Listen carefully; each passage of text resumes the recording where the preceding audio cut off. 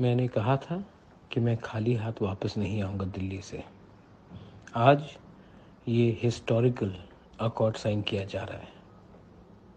बहुत खुशी का बात है, लेकिन अगले 6 महीने में जो हम लोगों को काम करना है, उसी से नतीजा निकलेगा। तो आप सेलिब्रेट कीजिए, लेकिन इतना भी मत कीजिए कि हमें लगे कि हम जीत गए हैं।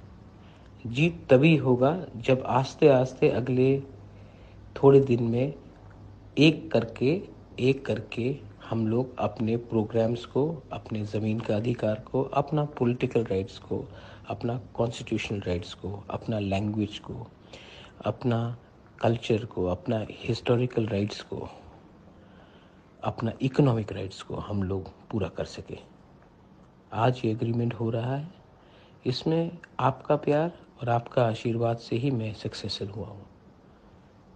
मैंने आपको प्रॉमिस किया था कि ये एक ग्रेट डे होगा तिप्रासा के लिए, लेकिन हमें सेलिब्रेट करना है, लेकिन काम नहीं छोड़ना है। ये साइन करने के बाद अगर हम लोग बैठ जाएंगे, आराम करेंगे, तो कुछ नहीं होगा। इसके बाद हमें बैठकर सबसे एक चर्चा करनी पड़ेगी और सबको लेकर एक संग एज थानसा, एज तिप्रासा, नॉट